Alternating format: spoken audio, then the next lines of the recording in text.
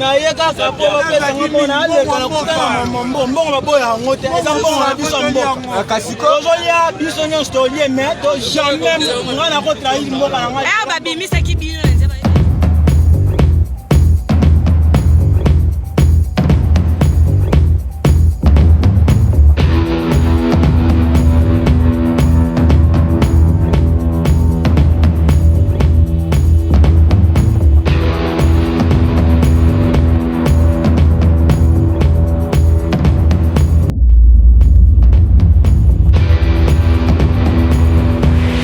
Très bien.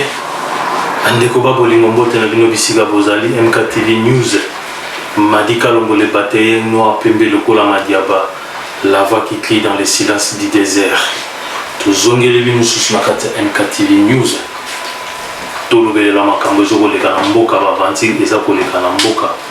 Otali MKTV News pour la première fois, n'hésitez pas à s'abonner, au petit cloche à notification pour faire partie de la conversation na biso na kati ya MKTV News. Makambo zo leka na kati ya mboka na biso RDC lo ba makasi ndenge tolobaka kaka. Vraiment tomoni marche ya FCC salami na mokolo ya lelo. Tokokende tout analyser dans l'olengi oyo marche yango. Et salami et puis toyeba na ko pesa ba détail toyeba na ko luka objectif ya marche na bango ya mokolo lelo. Ezalaki nini tomoni batu batamboli tomoni bakinwa batamboli tomoni bango tomoni mais objectif ezali nini totali ba vidéo ici ya marche c'est sekile na ba réseaux sociaux ebele ya biso ba congolais ici totali ba vidéo yango mingi ya koloba ekozala te mais tokotire ba quelques points ba éléments moko na kati ya marche ya lelo toyeba na ko analyser yango pour tout à au juste ce qui vraiment est important ou ce qui vraiment est nécessaire pour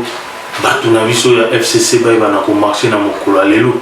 Bien sûr tout le monde qui de PCP marcher qui tout le monde qui est batu ya PPRD pe ba marcher qui alors à chaque partie marcher qui na objectif na yango to yoka ki ba objectif ya IDPS to yoka ki ba objectif ya PPRD. Le péto qui va objectif il y a marche il y a FCC alors tu balancer les trois objectifs et total et le roni les autres peser vraiment tout mais dans le mbangu tout les kanako pesa ba analyse tout moni marche tamboli ba vidéo les autres sikile makambo belé zo koloba batu bazo koloba loba ba zuma quelques ba député à FCC ba pesi ba raison na bango pourquoi bazo ko marcher na kati na bango ba misusu balobi no baza ko marcher pour na dollar et mati lipe mataki dollar ezoko mata via bato eza bien te et pouvoir en place bazo sala le côté mboka ezoko beba na ko beba wana eza ba raison ya quelques députés quelques membres ya FCC ba pesi ba raison na bango ba pesi objectif ya marche na bango. Il y a les lois alors toi bah ceux qui tout analyser si bah objectif voilà toi bah non location qui bah objectif oh bah raison ya objectif ya marche na bango bah pesi est correct ou juste les autres marche pour bango bah sala qui tikanga pe na sala premier constant na sala na marche oyo na ba vidéo ça qui est circulé na ba réseaux sociaux na moni que marche en ezalaki na ba drapeau ya ba couleur ebele. La drapeau ya pembe, la drapeau ya pasoko jaune, ya vert, na mususu na kanisa ke zalaki drapeau ya Brésil. Mettons na talaki yango moi pe na mona ite zalaki drapeau ya Brésil ite. Zalaki drapeau kutu na habité ba o ba habité drapeau isu wana ba mona ki on a ba vidéo ya réseaux sociaux ba onde ba koyeba. Soki zalaki drapeau ya parti nini. Mais na nyonso wana na ba drapeau nyonso wana to moni na marche lelo. Totika lo mona jamais drapeau ya mboka RDC. Drapeau na biso totika li komona yango te mais na minoko na bango balobi bazo ko marcher pour na mboka ozo marcher pour na mboka to moni drapeau ya mboka RDCT to moni ba drapeau couleur na ba couleur ya pembe ya orange ya vert ya rouge ba couleur ezaki belé wana mais to tikali ko mona drapeau ya mboka esika mon côté par rapport na ba marche oyo ya mibale le kaki to mona ki ba drapeau ya mboka to mona ki ba drapeau ya ba couleur na ba couleur ndenge to moni ya marche ya FCC ya mokolo ya lerote na ko balancer les vidéo oyo TV za radio te bino mo bolanda vidéo wa tomoni on a marche objectif ya marche na bino eza nini objectif na biso tozo soutenir kaka mboka na biso na ba loi nyonso tune balinga ba changer yango objectif na biso sala yango kotambola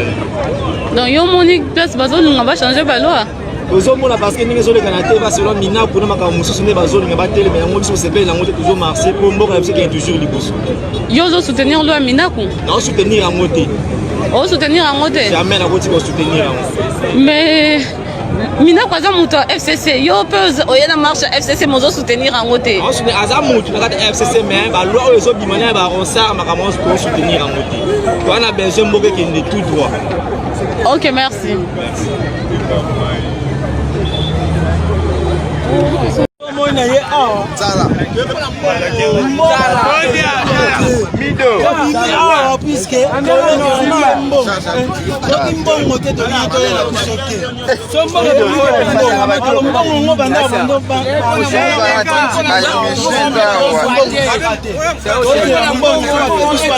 Yo ndimi ko trahir ka chocolat 10 000 francs pour ya ole kana nzelo. Na yeka ka po ba pesa ngomona ale kana kutana mbongo baboya ngote eza mbongo na biso mboka kasiko ozolia biso nyonso tolie mais to jamais ngana ko trahir mboka na ngai Ah babimisa ki bino na nzeba ba efisa ki mboka sur base de quoi biso eloko to bimi bango bazoloba eza anticonstitutionnel mais eza nango lokuta makambo président anomaki ba nomination wana eza nango clair po mboka yoko banda banda ko banda 18 ans to banda na biso eloko malonga te tosala jamais tokani abengisa image marche oyo marche oyo eza bato ya FCC FCC yango eza na regroupement baparti eza neti nga na ye na compte ya ADT ya ndeko Makila ya José Makila Makila na ATD Alliance Alliance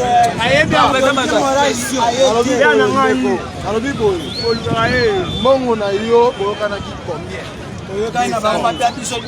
000 Mongo oyo boyokanaki combien? 10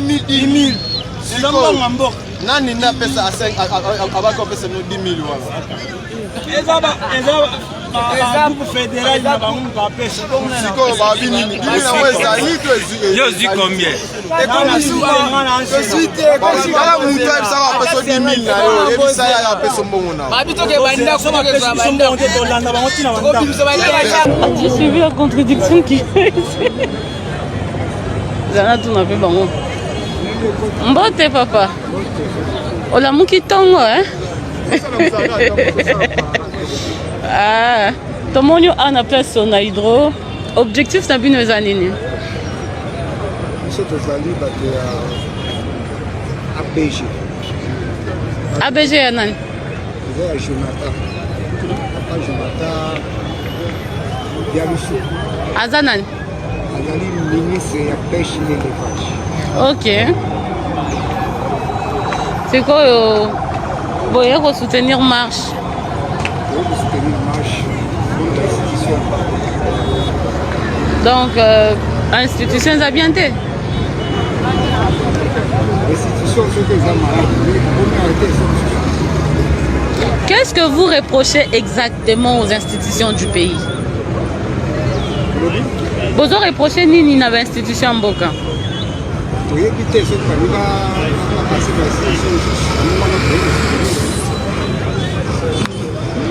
Ok, merci. Na kati ya vidéo oyo bonti kolanda bomoni bien que voir même ba supporter ya FCC bazalaki na kati ya marche moko na bango batuni question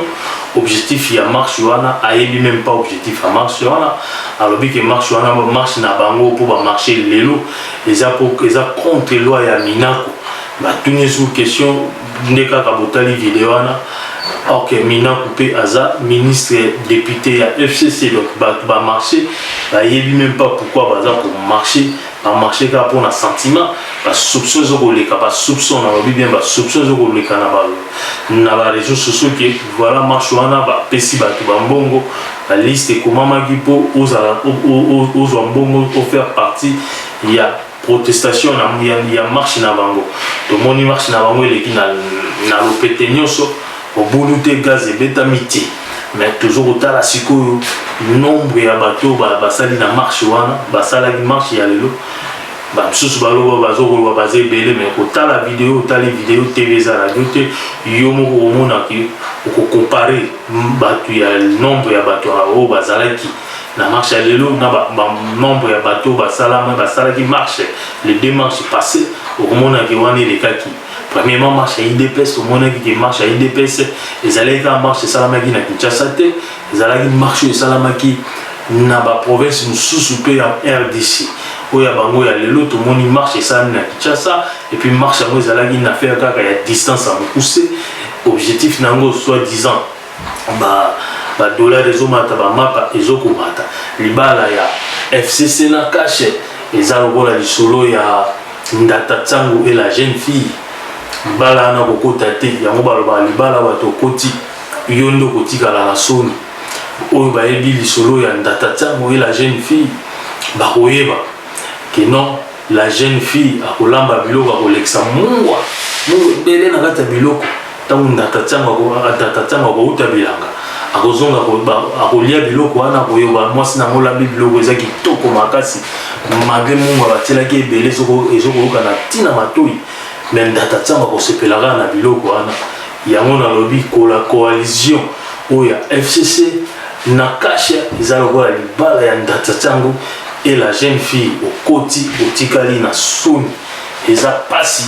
pe mawa peuple ya ndenge nini peuple kinois oyo peuple ya ndenge nini bandeko peuple ya ndenge nini baza kobunda mpona parti oyo nde monani eza marche ya parti eza marche ya mboka tie eza vraiment marche ya mboka te pas même drapeau ya mboka na loboko ya motu moko eyalaki te badrapeau nde na lobi ya bacouleur na bacouleur ezalaki ebele dominaki mais drapeau ya mboka ezalaki te tozokokende wapi na mboka oyo tomoni les deux partis na pouvoir kashi na FCC bango nyonso basali marche baza ko démontrer voilà baza ko protester contre pouvoir na bango moko en place c'est parce que FCC aza na pouvoir cash pas na pouvoir donc baza ko marcher contre makambo na bango moko ya mabe basalaka nazo comprendre te kaka lokola peuple ya ndenge nini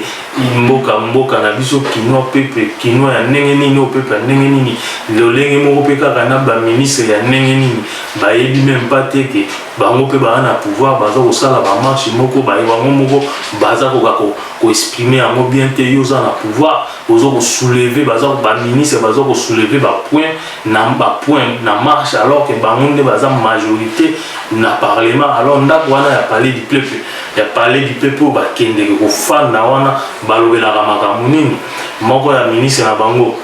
a soulevé makambo ya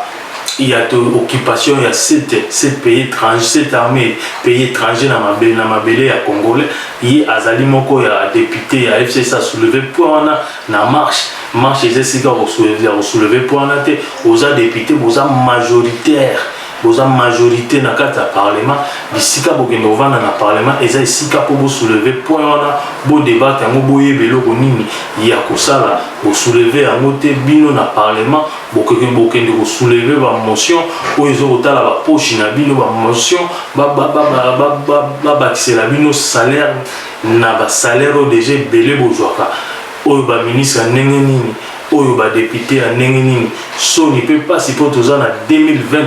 tozomona ba mama bakobina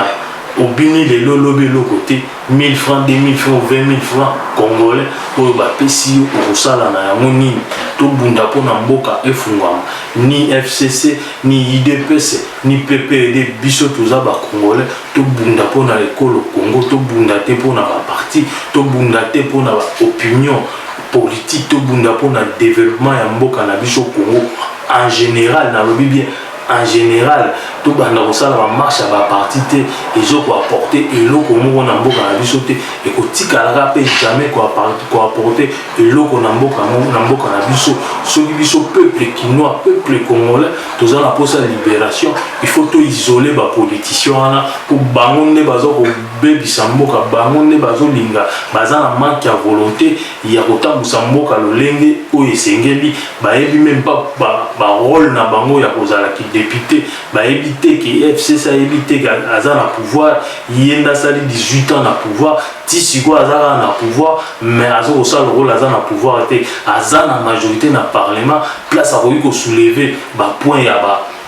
7 pays étrangers na kati ya mabele ya RDC il faut à soulever un mot hier à soulever mon marche à goloba dollar et mati à goloba mboke baby bango basali 18 et loko ya malonga to moni na mboka te pour na nini ba mascarade ya boye peuple ya ndenge nini botamboli na batu oyo bazo kosa bino vis-à-vis bozo kotambola na bato bongo bosimbi ba drapeau soki eza ba drapeau ya armée d'Isali na kutu na benyango marche armée d'Isali ba misusu ba benyango marche ya ba scout marche à bascoute pour bamoni tomonité drapeau ya mboka na biso RDC sonité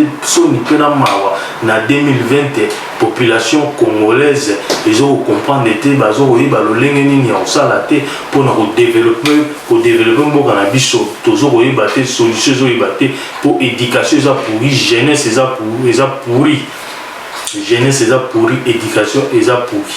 mingi ya koloba eza te na marche oyo mpo nazo komona te ndenge nini tokopesa bacommentaire na marche ya soni peuple congolais ayoki si biso vraiment soni ya makasi ya kokende kosala bamarche ya parti boye bayebi meme mpe ntina nini babimeli libanda ntango babimi libanda ntango ye député ya FCC akoloba dollar emati ye nde fakende oloba ngo na parlement mpo dollar ekita azokoloba ngo na marche aza na pouvoir bato ya FCC bakinois boyebi ke mboka wana eza dirigé na deux partis FCC na cash bango mibale baa na coalition donc FCC azalaki na pouvoir pendant 18 ans jusqu'à maintenant très bien mboka baventure RDC mboka na biso peuple ya ndenge nini quinoise et congolaise quinoise et quinoise ozoko marché pour bapesi yo 2000 francs okoki koboma nzoto nio na marche oyebi même pas objectif nango bakokosa bino mpona dollar mpona lipe mataki bao bavandaki 18 ans basalaki nini mpo bastabilize dollar ti sikoyo baa na pouvoir oyo bavandaki 18 ans na pouvoir basalaki nini mpo bastabilize soki baprix ya mapa soki grandeur ya mapa jusqu'à présent bazalaka na pouvoir babimisi bino libanda na basentiment wapi drapeau mboka etelemi na marche wana lelo drapeau mboka eyalaki te tomoni badrapeau ebele soki ya bamboka nini soki eza badrapeau ya baparti ou soit eza badrapeau ya bamboka misusu donc c'est que marche ya lelo ezalaki marche ya baparti politique ezalaki marche moko eza même pas na eza na rien à voir na mboka eza na rien à voir bato wana bazokota baomema biso kaka na discussion biso mo pe bakinois tozo kokende kaka na discussion na bango lelo bapesi yo 2000 francs bomolobi wana bakokosa bato na bambonga mike eza pasi mpe soni na 2020 bato bazocomprendre kaka te 2020 wana 2020 bato baocomprendre kaka te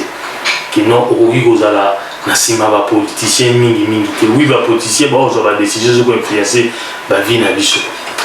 il faut totelemela bato wana totelemela bango tozongisa bango na place na bango bayeba kosala mosala na bango lolenge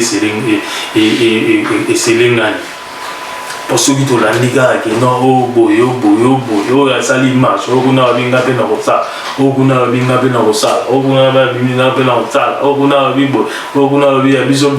biso bagaze beta mite ba ko faire des bo ba nan ba ko maraba. Yo so mona na marche ba to ba zo marche ba mibo. Ba police on baza sous autorité il y a gouvernement en place. Il y a gouvernement en place, peuple peuple kinois ya modèle nini pasi pe mawa na ba maman misusu baza kuna baza kobina ba maman mikolo ba maman na soki ya partout soki parlo ba puka ba danse kaka nde babinelaki Mobutu bakomprenaki te ke na ntango ozo kobinela mutu wana bo pese plus de pouvoir Mobutu akomaki kose considérer roi d'Isaïe eloko wana il faut sila to wana 2020 soki tozokontinue kaka kobinelaka baprésident na mboka ekozala pasi mpe mawa il faut tolongola baza baime comme nous topesi bango misala alors baosala misala na bango lolenge biso tozotinda bango te il faut tobengana nde bango totya oyo bakosala mosala na ndenge biso population tolingi basala mosala toti kobinela bato wana to wana 2020 biloko wana esalamaka na Congo bokenda ta na Brazzaville babinelaka ta Sasuta na mona nano te na Angola babinelaka président na bango te babiloko wana esalamaka na Congo kobinelaka bapoliticien bozo kobinele mpona ozobinele mpona yo meme totie wana ye ne fois binela yo population ye politicien fois bimela yo population ye politicien il faut remercier yo population mais biso ba population tokomi ko remercier ba politicien oyo bazosalela biso le côté oyo bazotalaka bapoche na bango bayebi même pas te tala niveau ba politicien bayebi même pas te ke baza na pouvoir FCC bayebi te ke baza na pouvoir baoyeba te ou bien bayebi baosa assemblée ou bien bayebi ndesi bayebi ke peuple kinois azalaka zoba tokende nango kaka lokola toyebi te ke baza na pouvoir peuple kinois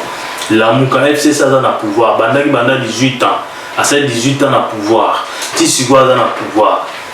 coalition baza na deux partis en coalition baodirige LDC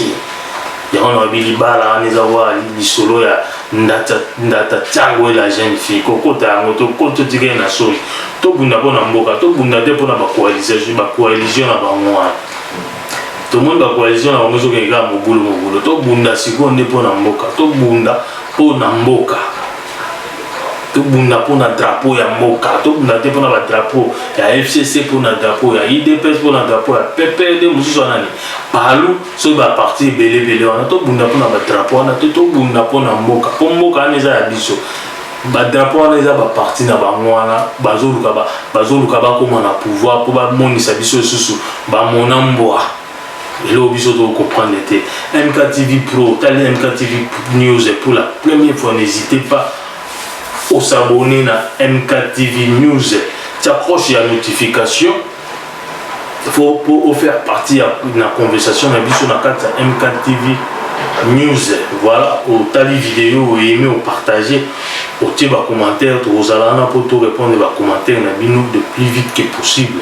Madi Kalombo les batailleurs, nous appelons le Kola Madiaba, la voix qui crie dans le silence du désert. Nzamba va te la vidéo. Ciao.